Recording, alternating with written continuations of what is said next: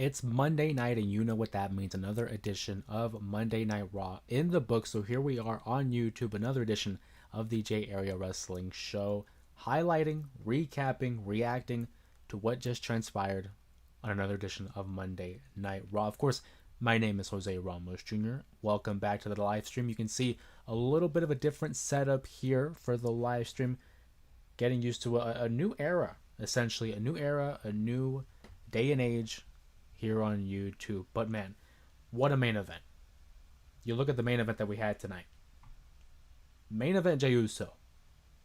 Cody Rhodes, the unofficial quarterback of the WWE, in the main event, in the semifinals of the King of the Ring tournament. The winner, of course, would be on the road to Night of Champions to face off against Randy Orton in the finals. And I gotta say, for me, personally, match of the night. Had to be match of the night. I love Penta. Love the Braun Breaker matchup. I thought Roxanne and Jade Cargill had a great showing as well. But I mean, you look at what Cody and Jay were able to do without the shadow of a doubt. Had to be match of the night. Two baby faces at the top of their game. Both on separate brands, Raw and SmackDown. Just what you want to see. Interpromotional warfare between two of the very best that the WWE has to offer. Former tag team champions.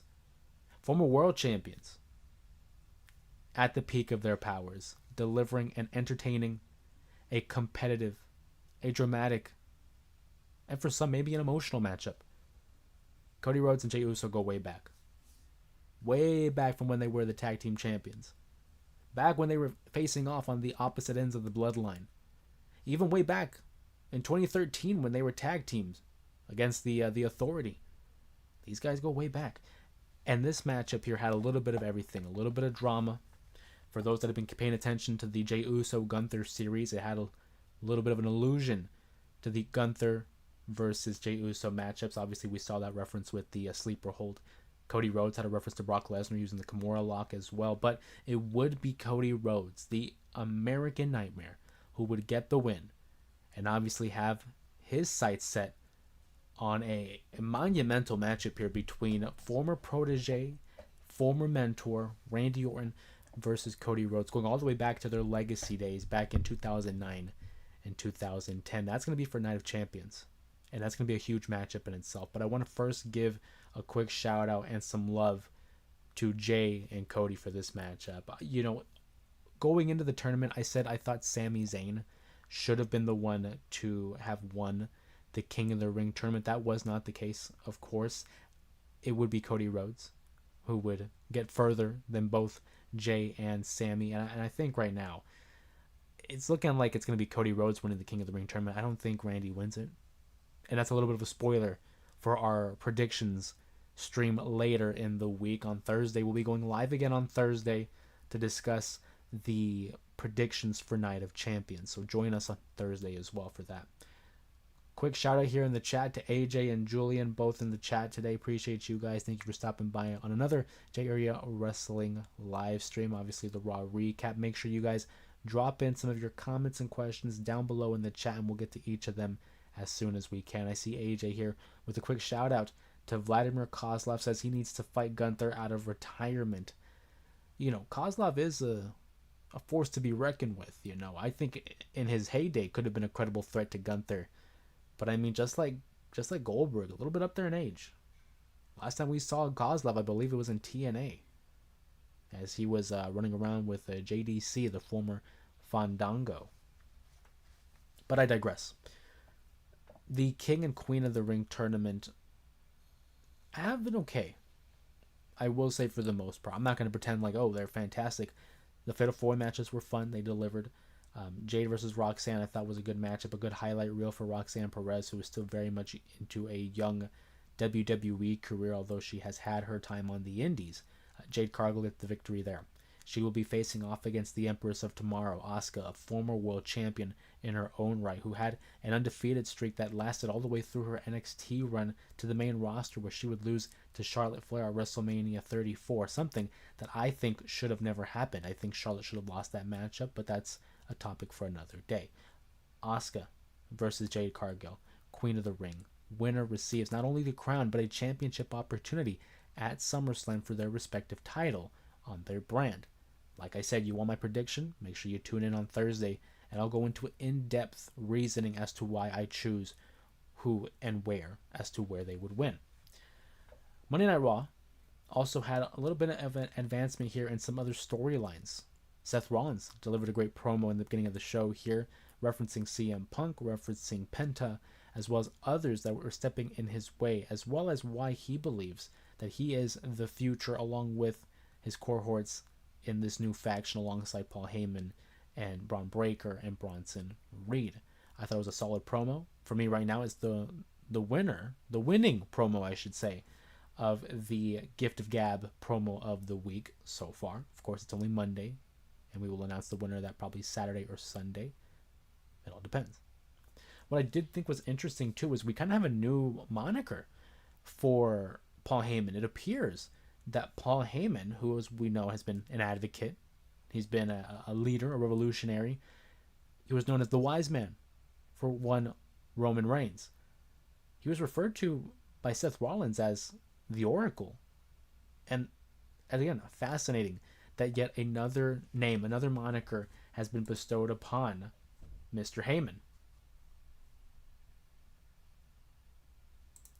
We heard a little bit of a reference there from Seth Rollins about LA Knight. Sorry, let me say that again. LA Knight. And I know you guys said yeah along with me. Where will that happen? It hasn't been announced for Night of Champions. I feel like it's a little bit late in the game, obviously, with Night of Champions being this Saturday. Of course, they could announce it on Friday night for a match on Saturday, but I don't think so. I think we're probably going to save that for maybe a Saturday night's main event, which we know Goldberg will be facing off of Gunther. Speaking of which, we had an interview segment with with Goldberg and Michael Cole. Big shout out to Michael Cole, who was one of the all-time greats with these sit-down interviews. And they're really trying to push the narrative of Goldberg trying to get his revenge on Gunther because of what he had said in front of his family all the way back when in Atlanta, Georgia during the Bad Blood event. And San Fran corrects me, Bill Goldberg, excuse me. Shout out to Bret Hart. Hey, Jey Uso needs to be speared by Roman Reigns. His play it again. I love Jey Uso. It's not the best spear. I will say it's not the best spear, but it's good enough for Jey. It's good enough for Jey. To get back to what I was saying, though, Bill Goldberg is trying to convince people that he is trying to get revenge for what was said by Gunther in front of his family at the Bad Blood event. And it just, for me, I don't buy it. I know, obviously, wrestling, newsflash, it's predetermined, it's planned, it's scripted. We don't use the F word here. But I still try to have a sense of realism in what's going on. And you're going to tell me that someone who is 58 years old, going to be going up against Gunther, who's in the prime of his career, right, has been a champion in the WWE for, almost 80% of his tenure with the company. You're going to tell me he has a good shot against Gunther. And then on top of that, this is a guy who has gotten injured in preparation for this matchup. This is a guy who got injured in multiple matches in the last few years. Now, that's not a knock on Goldberg. It's just the facts. He has also, hasn't wrestled a full-time match in quite some time. I mean, there's one thing to be in good cardio shape. There's another thing to be in ring shape. And believe me, I'm not trying to profess that I'm an expert in that because I've never been in a ring. I'm not going to pretend like so. But off of what we've seen, off of what we know, I've been saying it since it was even a rumor. If this match lasts longer than 7 minutes, I'm going to have an issue with that. It's going to diminish Gunther's credibility if a guy like Goldberg comes out of nowhere and gives him a competitive matchup and risks that heat that he has been building up since losing at WrestleMania 41 to Jey Uso. I understand the marquee matchup. I understand it's supposed to be the retirement match for Goldberg, and that's fine. That's totally fine. However, I don't think it needed the world title. I really don't. Gunther should have been the one to beat Jey Uso, but I think you could have held off a little bit longer. I think this Saturday night's main event could have just been Gunther versus Goldberg, and it still would have been fine. It doesn't need the world title attached to it. It's already a marquee matchup, but the fact is, it's not. They felt that they needed to add the world championship, which leads me to believe, and again, here's a spoiler, leads me to believe that Gunther's winning this matchup. There's no reason, no rhyme or reason, both in creative, both in business, there's no rhyme or reason why Goldberg should be walking out with the world championship. If it's a retirement match, you do the long time tradition of going out on your back and allowing the next generation of stars to continue on. And I don't think he is that much of an old school approach because Goldberg doesn't come from wrestling. He comes from the NFL. He comes from college football. That's all fine. Totally fine. But obviously, one Bret the Hitman Hart, as you can see above my head here, would agree that you gotta go on your back on the way out. You gotta put over the talent. And if Goldberg wins this matchup, where do we go from there? How long will his title reign be? I genuinely don't think he should win this matchup. If I could bet, if I'm pretty sure you can bet somewhere, I would bet all my money on Gunther. AJ in the chat says Jey Uso versus Dominic, and Jimmy interferes. Well, and again, Dominic Mysterio apparently nursing an injury with his ribs, which is why the matchup from Night of Champions was pulled for AJ Styles versus Dominic, and I'm a little bit bummed about that. I was really looking forward to that. Dominic versus AJ, I think, would have been a stellar matchup. I think it probably would have been up there with one of maybe Dominic's best matches ever, just because of the level of talent that he would have been competing against. I mean, a guy like AJ Styles, phenomenal, is his nickname for a reason. Goldberg versus Gillberg is the fight of the century. Truthfully, I would actually rather see that. And I know Gillberg was a certified jobber, part of the job squad. Shout out to Al Snow. But I mean, in terms of entertaining, I think that certainly would be an entertaining matchup. It just says you got to think about Gunther's strengths, which is why I'm thinking he needs to go over. He needs to go over. I like your CM Punk, oops, I mean Cody Rhodes t-shirt. You already know I'm a CM Punk guy, but Cody Rhodes, come on. He's the man. He's the quarterback. You can see my new CM Punk pipe bomb figure off to the side here. Picked that up at the Wrestling Guys store. Shout out to Tony. In all seriousness, says San Fran, I'm calling it. The Gunther and Goldberg match is going to be sort of long, but mostly containing rest holds and Goldberg rolling out of the ring. TLDR. Goldberg versus Lesnar WrestleMania. No, don't say that. Goldberg versus Lesnar WrestleMania 20. I hope not. That'd be terrible. What I'm hoping is that it resembles more of the WrestleMania 33 matchup between Goldberg and Lesnar. That one was all gas, no brakes. Jacob Fatu. That one was total nonstop action. Trick Williams. The fact is, Gunther can still have a great matchup with anybody. It's just a matter of can Goldberg still go? You know, if as long as they play to the strengths, as long as they go to the greatest hits of Goldberg, and they limit themselves in terms of the physicality, because Lord knows Goldberg is in serious jeopardy of getting hurt again, and I hope it doesn't happen. I wish injury upon nobody. But I would not be surprised if somehow, some way, Goldberg finds a way to get hurt. And I'm hoping that Gunther is able to protect him and is able to carry him to a decent matchup. 7 minutes is the clock, guys. 7 minutes.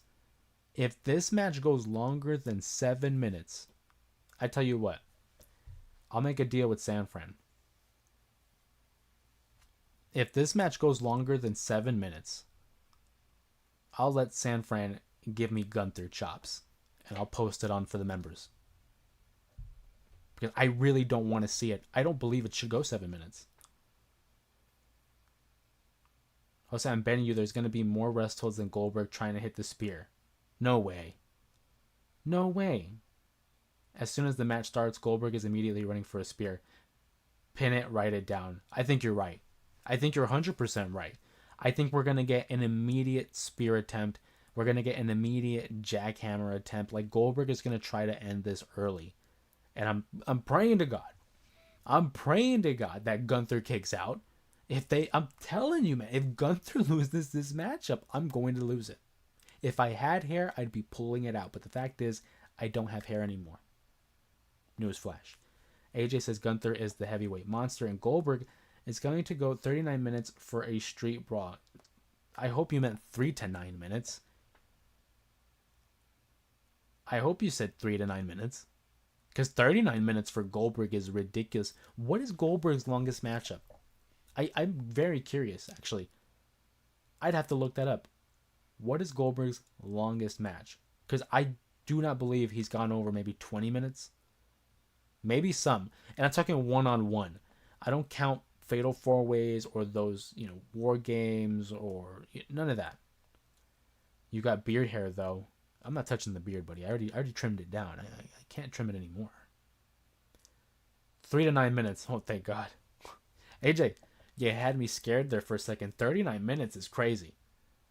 3 to 9 minutes of a brawl? Okay, I'm with you. I like the way you think. Not gonna lie, Goldberg's WCW streak was against jobbers. There was a good point where it was against jobbers. I mean, guys like Hugh Morris, right?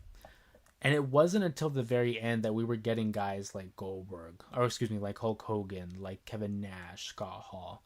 And even then, there are conflicting reports that the number, his undefeated streak, is an inflated number. At one point, it was like, 14-0. And then the next week, it was like 27-0. And it's like, are they counting live events? Did they have live events? What is the actual number? So in kayfabe, he ended at 173-0 before finally taking a loss from the Outsiders via I believe it was a taser. It was either a cattle prod or a taser that beat Goldberg. But it's like, was it a legitimate streak?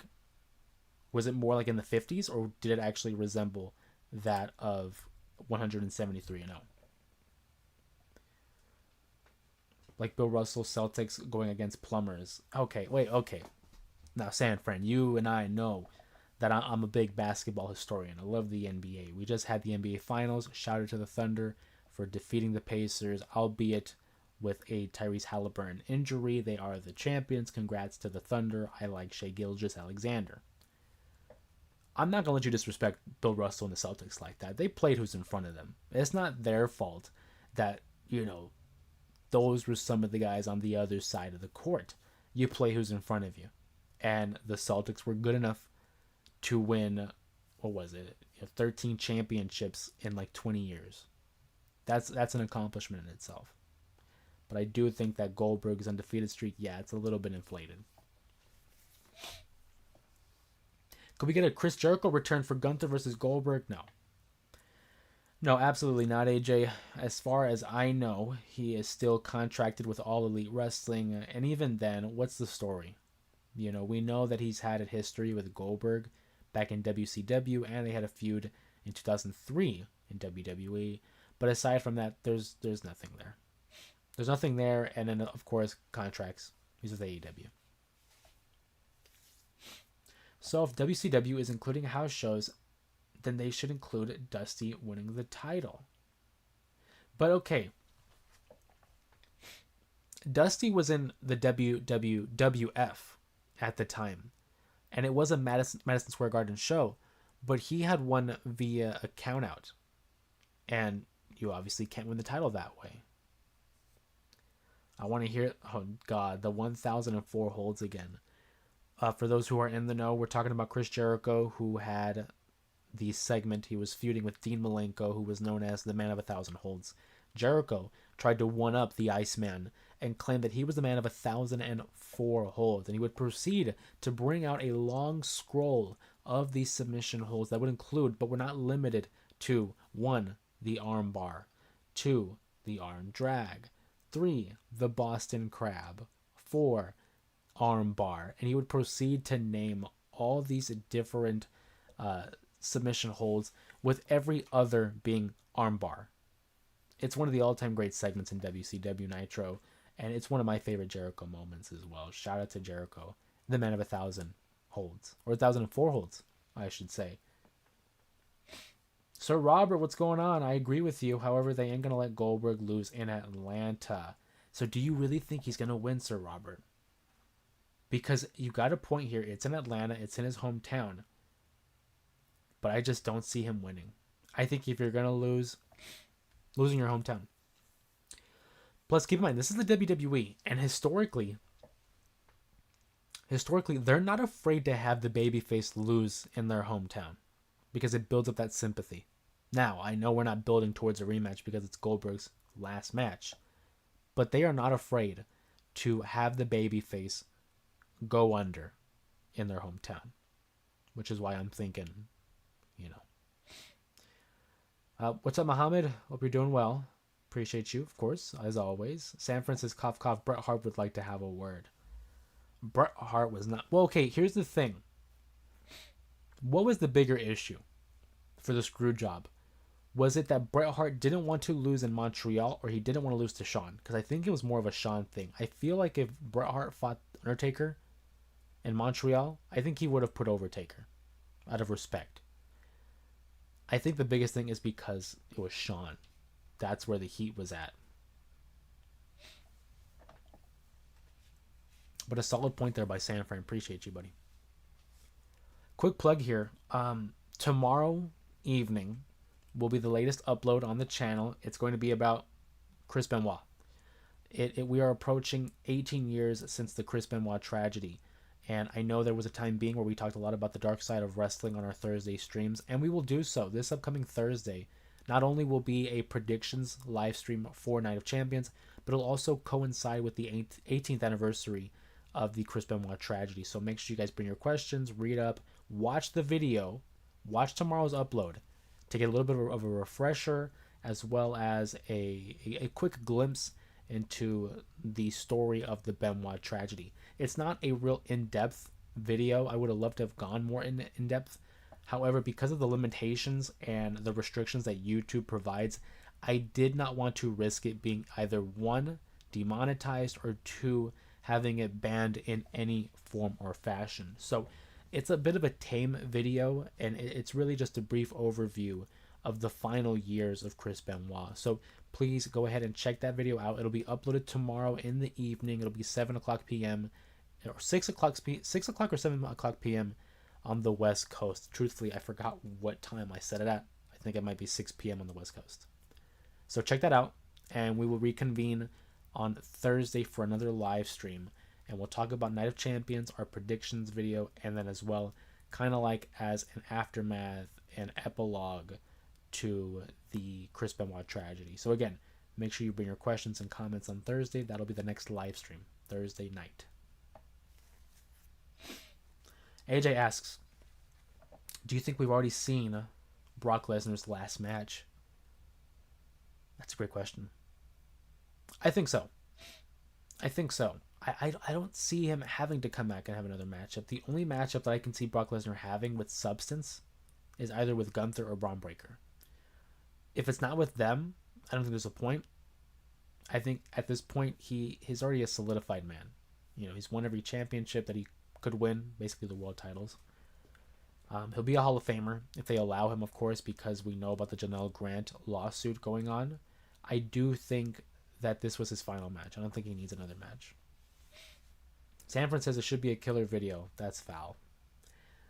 I know you and I both know what you did there, and that is foul. That's a personal foul. 2 free throws to Shea Gilgeous-Alexander. AJ says, I remember Chris Benoit being one of my favorite wrestlers, before the tragedy. He was one of the best. And we talk about it in the video for tomorrow, how he was revered, how I think anybody who was a fan of wrestling and those within the business respected Benoit because of his, one, dedication to the business, but also just because of the talent. I mean, this guy transformed himself into a machine, and he could have gone down as one of the greatest of all time. But due to the circumstances, his name will never be uttered again. Sir Robert says, as a member, I watched the Benoit show. Excellent. I have one comment tonight. Shout out to Sir Robert there. Appreciate you. As a member, you obviously get early access to the uploads, the weekly uploads. And Sir Robert just pointed out that as a member, they got to check out that video. I appreciate that. If you guys enjoy those type of videos, please make sure you like them or comment down below in those videos. It lets me know that, hey, this is something that you would like to see, and it gives me a feel for what the majority would like the channel to be about. I've always said that I think the live streams are reserved for more up to date in terms of pro wrestling, whether it's Raw, SmackDown, NXT, or AEW, hell, even TNA.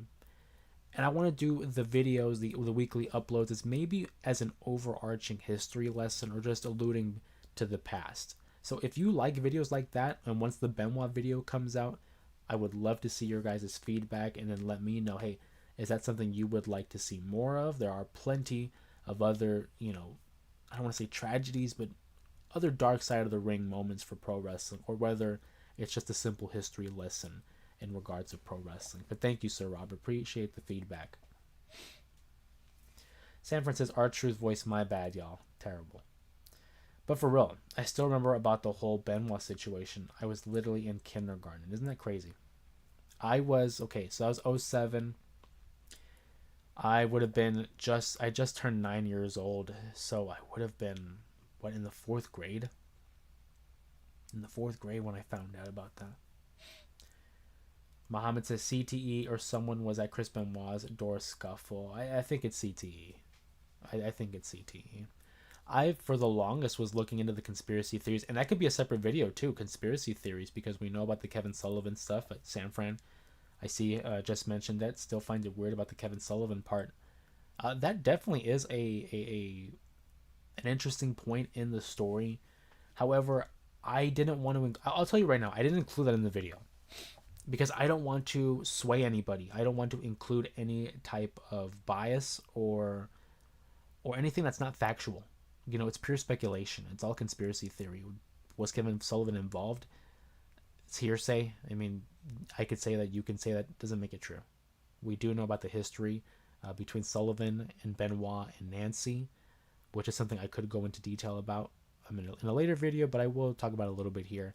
Kevin Sullivan was the booker for WCW for a few years there. He was the one writing the storylines.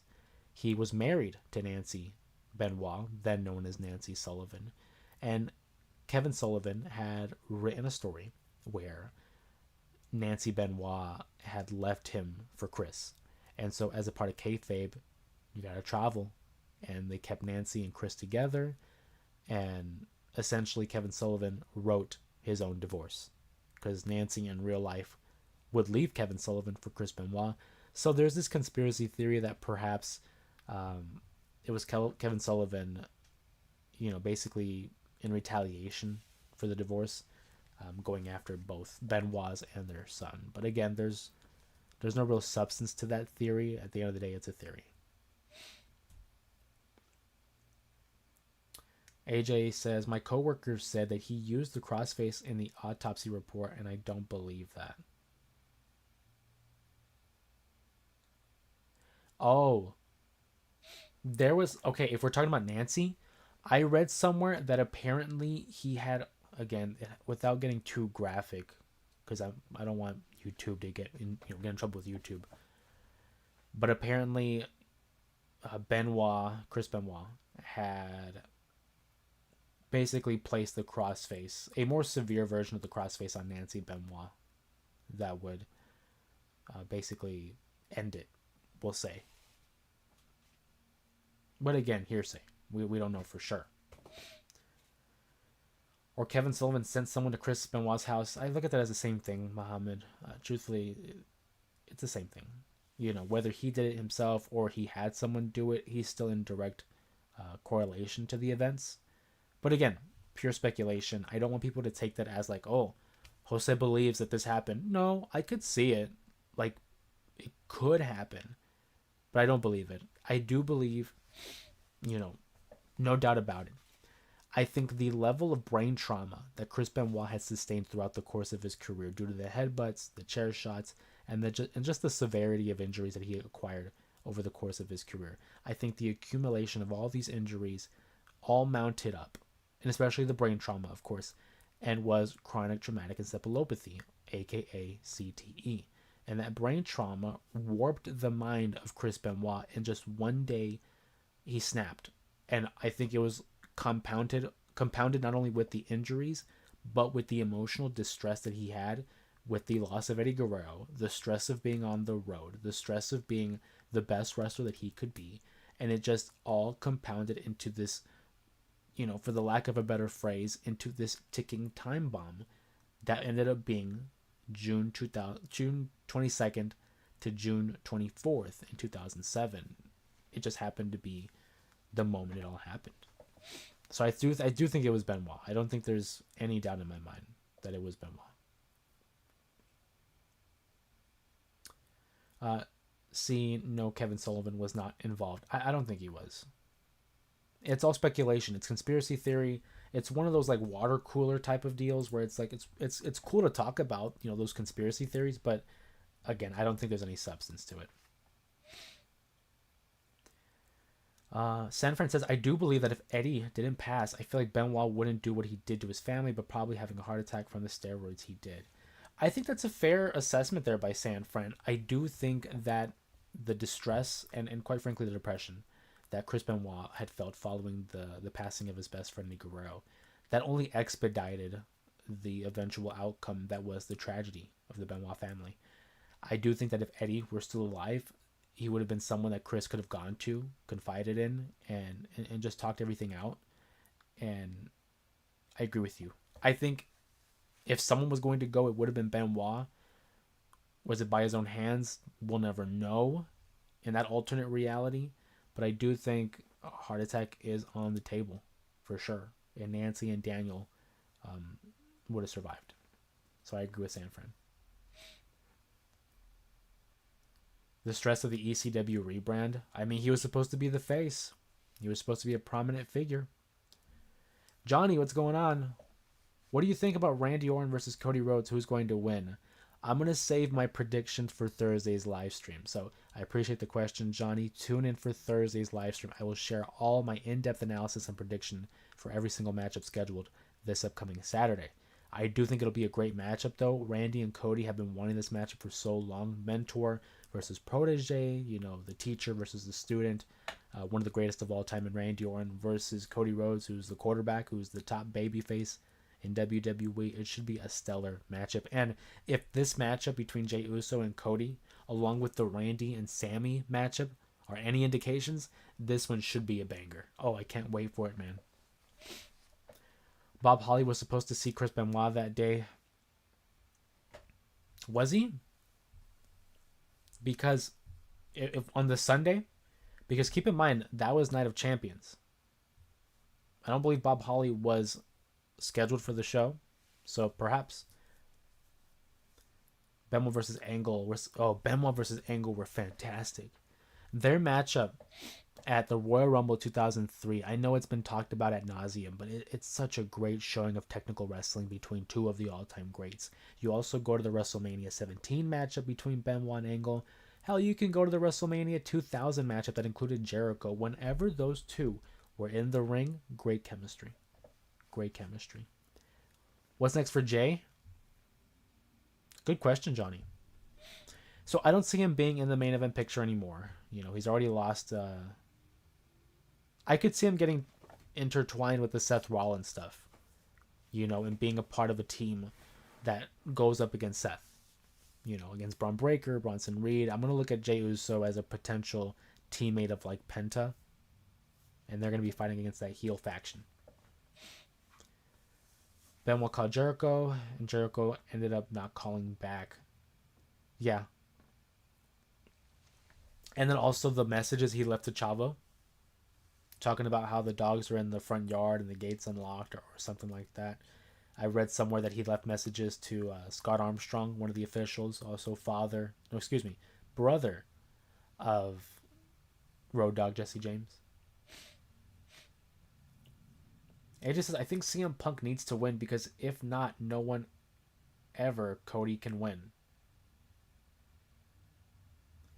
So I would love to talk about it, AJ, but in fairness and in the honor of Thursday's live stream, I'm going to reserve my predictions for Thursday. Thursday's where you're going to get all my analysis, all my detailed predictions. But you think Punk should win? I love Punk, man. That's my guy. That's my homie. Second favorite wrestler of all time is CM Punk.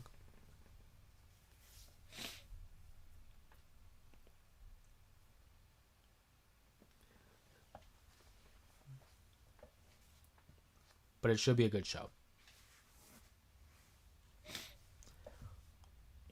As you can see, we have a new setup here. I want to try something different. Typically, we do these live streams with the vertical when I'm on my phone, but I want to do something different here and kind of give a new feel to the stream, give a new feel to the videos. As you can see, we have our 3K off to the side, got the championship title belts, along with the Rikishi Funko Pop and the CM Punk defining moment figure. And we also got the big W above me. Shout out to Gabs.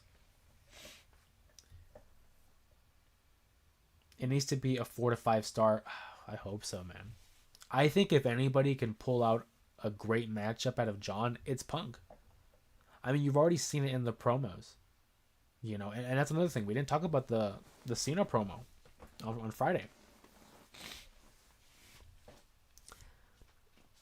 Cena's run as a heel, for me, personally, has been mid. I think it's been missing something. It doesn't feel right. It feels phony, you know? But him against Punk, it feels real to me, damn it. And that pipe bomb that Cena had on Friday, a lot of references to the original pipe bomb. Man, it gave me chills to see the parallels between Punk and Cena, and how Cena now views Punk as this hypocrite, and how he sees Punk as being someone that is, you know, he's BSing the audience. That was real. You can tell Cena was into it. He had the passion for that promo. It meant something to him. So this matchup means something to both of them. Punk has had great matches against the likes of Drew McIntyre, Seth Rollins, Roman Reigns at WrestleMania. So why wouldn't he have a great matchup with John? I think they're going to have to play it safe because you don't want to risk injury to either one, because Punk has had his injuries in the past, and you need to have Cena at least until December. So they'll probably play it safe, but I am thinking, hey, 4 stars is not that bad. Setup is looking great. Appreciate it, Gaps. Thank you so much. I really like it. It adds a level of flair to it. You get to see a little bit more. So this might be the new setup.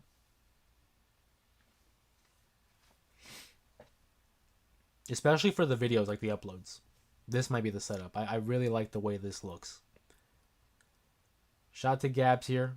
Says, time flies, been a member for 5 months and has the U.S. Championship. As you see, if you are a member, you'll have a championship associated with your username. It allows me to get a quicker look at you guys and also help stand out in the comments. Shout out to Gabs here. 5 months and the U.S. champion.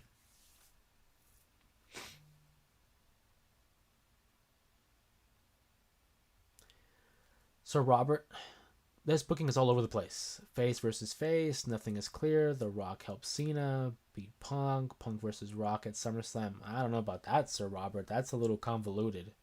You know, it's heel versus face.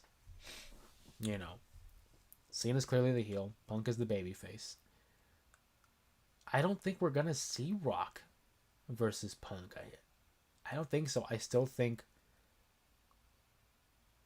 I don't see it. So that one's a little convoluted. We haven't seen any indication. And SummerSlam is, what, less than 2 months away? And truthfully, I don't want to see it. As a fan in 2025, I don't need to see Rock versus Punk. I already saw that back then. I kind of want to see him face more than the up-and-coming guys. The Rock needs to go back to developmental. Damn. Damn. I just don't like seeing The Rock come in and basically force creative to move all these stories around. Because he'll come and go. And it's like, it's going to affect the stories in the long run. I don't like that. You need to have a clear-cut vision of what we're doing here. And The Rock can't just come and go as he pleases and have them rearrange the show for him. It's not how that works. John Cena breaking the fourth wall by mentioning Cardona, Nemeth, and Claudio was my favorite part. That was a great... Okay, Julian, I don't know if you've seen this theory, First of all, I agree with you wholeheartedly. I love the shout outs there because we got three names. Have you seen the theory as to why he chose Good God. Claudio Castagnoli, Matt Cardona, and Nick Nemeth? I was talking with Sanford about this. I was talking to my brother. Cena's a smart guy. He's into the subliminals. Julian says no. He's into the subliminals. So Cena shouting out these three people who as far as I know, I don't know if there's any heat between them and Punk. But Claudio Castagnoli, his initials are CC. You know who else has a CC as their initials? Colt Cabana, who was a friend of Punk, no longer a friend because of legal action. And then you look at the first names of Cardona and Nemeth. Their first names are Matt and Nick. Who else has the names Matt and Nick? The Young Bucks. So, I don't know if it was on purpose or intentional, but that very well may have been a subliminal for Colt Cabana and Matt and Nick, the Young Bucks. And if that's the case, wow. Wow, we're playing 4D chess. Cody versus Randy's face versus face. Okay, my fault, Robert. I thought you were talking about Punk and Cena. My apologies.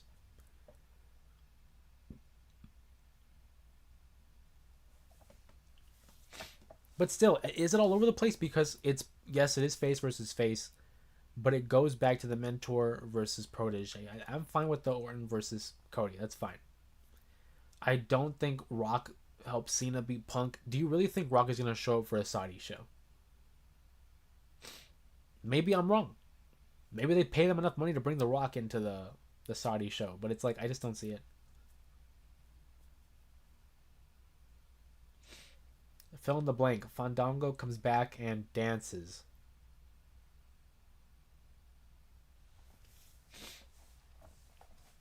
Dances his way into a title shot. Rock didn't even show up sober on NXT. What was that? I actually forgot about that for a second, Julian. The Rock's appearance on NXT, where one, he goes over, he no regard for the timing of the show, but he's cursing up. That's another thing too with The Rock. I love The Rock. I think he's one of the most entertaining promos in the WWE. But he takes so many liberties where it's like not even fair to the other members of the roster for this guy to come up, take as long as he wants, show up when he wants, starts cursing up a storm on TV, so they have to bleep it. God bless the editors and the people in the production team who have to deal with that. But to me, it comes off as very selfish. It comes off as very boastful, if you will. And this is coming from a guy that grew up loving The Rock. I was a big Rock fan. And the older I get, I'm like, Dwayne, what are you doing, man? What are you doing? You're just going to get more heat on yourself. That NXT promo was crazy. Made no sense. And you know what else didn't make any sense? When they had The Rock go out and announce that WrestleMania was going to be in New Orleans, only to take it back and say, you know what, on second thought, nah, we're going to have it in Vegas again. That makes that Rock promo look even dumber too. That he came out and said, oh, New Orleans. And then a couple months later, it's like, nah, psych. CM Punk wrote that promo for Cena. I mean, basically, because he said, can I copy your homework? And Punk said, sure, just don't make it obvious. And he copied him bar for bar, word for word.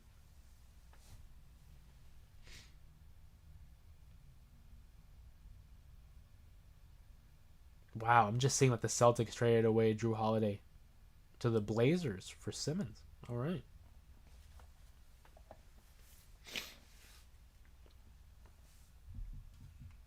But it was a great promo. It was the inaugural promo of the week. The gift of gab went to John Cena for his rendition of the pipe bomb. And I also thought it was pretty ironic that The day before, the Cena pipe bomb, I had bought the CM Punk pipe bomb figure here. Again, shout out to Tony at the Wrestling Guy store. And the very next day, Cena cuts that promo.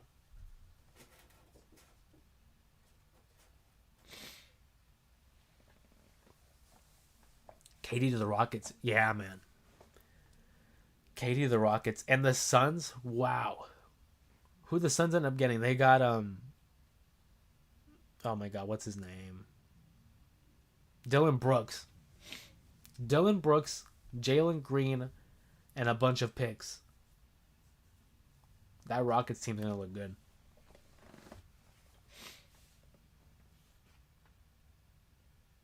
I'm here in Louisiana. He was singing when the Saints come marching in. He was. That is true. He was singing. That's true. He was. And The Rock does be doing that a lot. He starts singing for no reason. I don't know, man. I think I'm souring on The Rock, man. Like, I see him now, and I'm just like, this is why people like Austin more, because he doesn't show up as much, so it's still special. Do you think they should cancel or reschedule Night of Champions?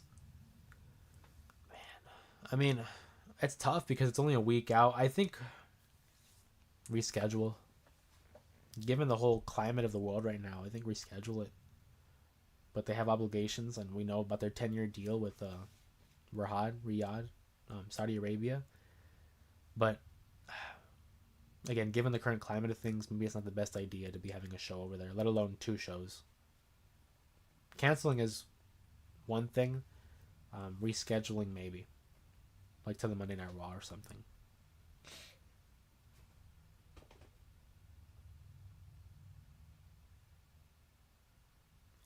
Sanford says, shout out to the owner of the store, but not shouting out to the guy who found it and told you is crazy. No hard feelings. Don't do that. Don't do that. The Rock 01 versus The Rock every... Yes. I would say The Rock from like 2000 to 2002. Like that was the sweet spot for me. Shout out to San Fran 5, otherwise I'm going to have to hear it later. Just trolling. I know, but still.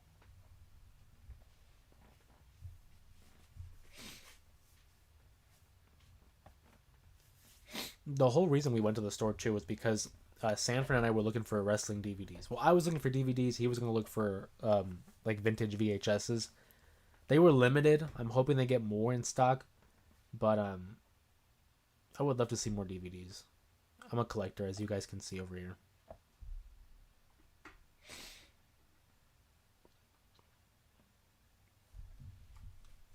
Make sure you guys drop in your comments and your questions here in the chat. We're going to be going live for another 10 minutes here. Like I mentioned, though, as a quick plug, make sure you tune in tomorrow evening. We're going to have the Chris Benoit, all about the Chris Benoit tragedy. That's going to be coming out tomorrow evening. That's Tuesday. And then following that on Thursday, we will go live again. We will have another talk about the Night of Champions predictions, as well as kind of like a...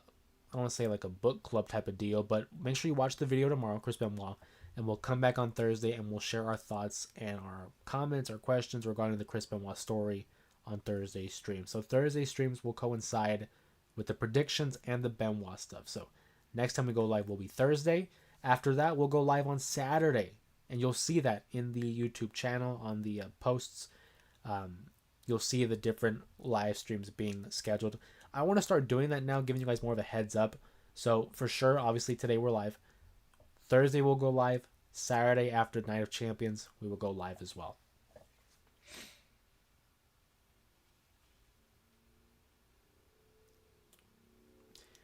Julian says, I would love to see Punk versus Jeff again. Jeff said on the CVV podcast he wants to... Oh, that'd be great. And it's possible because the TNA partnership. But yes, absolutely. Absolutely, I would love to see that revisited. Sanford says, not gonna lie, I would live stream at the store. I would too, but it's because like we were new, and I didn't want to just pop up there with like a phone and everything, and you know, invade his privacy or whatever. Because we were there kind of closing time, like maybe 2 hours before they closed. That would be cool though. Gab says we missed your collabs with San Fran. I mean, I do too. But again, I respect his time, his schedule, and he knows he's always welcome. He's always welcome. Collision's on Thursday. Yes, that is true. Maybe we'll even talk about I almost said Collision and AEW in one word. Maybe we'll talk about Collision on Thursday as well. But we'll see. It'll be mostly about the predictions and the Benoit stuff that we'll be talking about on Thursday. Why is it on Thursday? What's going on Saturday? Julian says Karrion Kross versus Sammy. Can't wait. Finally, something with Karrion. Every time we see Kross on TV, the crowd is popping louder, and I love that for Kross. The Sammy stuff, very intrigued. We're getting a little bit of an edge when it comes to Sami Zayn, and I told you guys,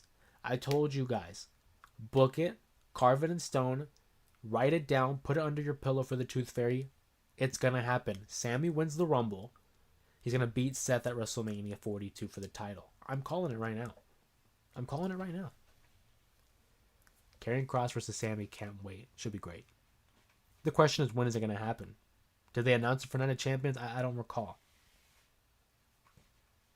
Because as far as I know, Sammy said, I talked to Pearson, it's official. But I don't think they said when.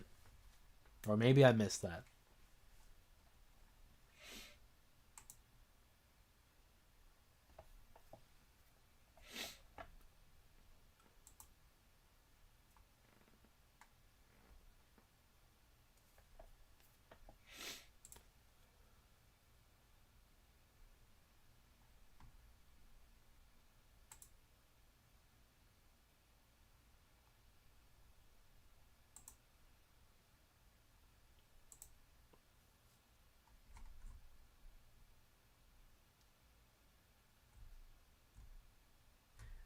Julian says, I wonder if there will be a triple threat. Yeah, I would think so. And actually, that's a great point there by Julian. I forgot to mention that. We had an Intercontinental title matchup between Becky Lynch and Bayley. A solid matchup. I thought the two women had a great matchup. What would you expect from two members of the Four Horsewomen? Lyra Valkyria interferes, cost Bayley that matchup because of her, her feelings towards Becky. And she got her hands on Becky, and that caused the DQ. I think we lead to a triple threat match here for sure, with Becky probably going over. WWE would move Night of Champions to Iran Saturday if they gave a few more dollars than Saudi. It's a business, Sir Robert. I think you're onto it. It's all about the mighty dollar. Who's willing to pay? But if it came down to it, I would not be surprised if it became one of those things where they just take the card and they move it to Monday Night Raw. I would not be surprised. And they can just rework the ensuing TV schedule.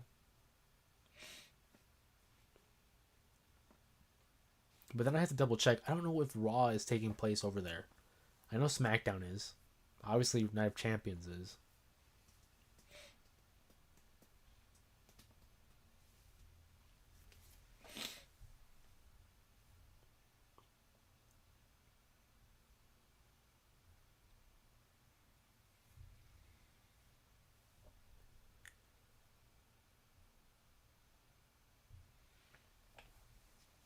But I'm really excited for the show.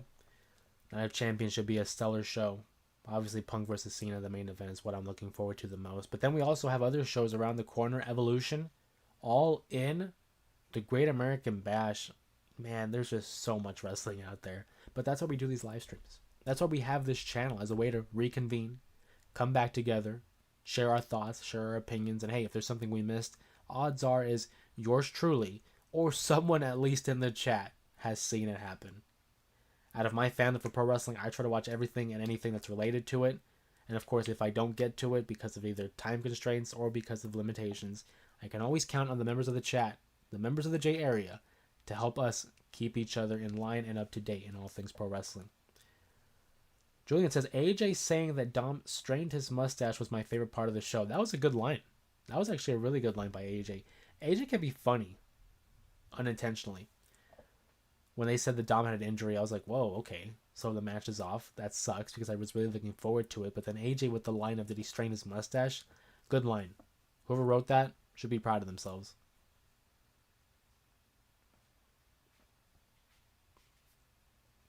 But again, to recap Monday Night Raw, we saw Penta versus Braun Breaker.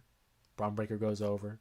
Jade Cargill got over on Roxanne Perez. We know that Cody beat Jey Uso. We also have title matchups coming up as the tag team titles will be on the line. The New Day will defend their tag titles pretty soon. We saw advancements in the Sammy and Karrion Kross storyline. Becky Lynch beats Bayley via disqualification. Lyra Valkyria still in the mix for that title as well. And then Seth Rollins and his group of bandits here running roughshod over the Raw roster.